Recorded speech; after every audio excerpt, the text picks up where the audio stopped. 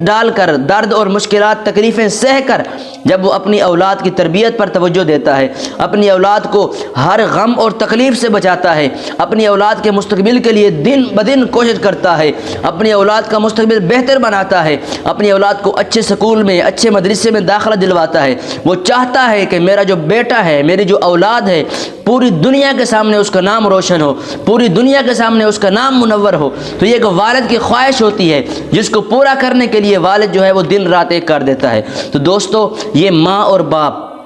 ان کا کردار ہماری زندگی میں یہ ہے کہ یہ ہمیں ہر خوشی لا کے دیتے ہیں، ہمیں ہر درد سے کے، ہر تکلیف سے کے، ہر الم اور درد برداشت کر کے ہمیں یہ اپنی خوشیاں لا کے دیتے ہیں، ہمارے منہ سے نکلنے والے ہر قول کو پورا کرتے ہیں، ہمارے منہ سے نکلنے والی ہر بات کو مان کر ہماری آسائشیں، ہماری ہر تکلیفیں ختم کر دیتے ہیں، ہمیں آسائشیں دیتے ہیں، ہمیں اچھا گھر فراہم کرتے ہیں، ہمیں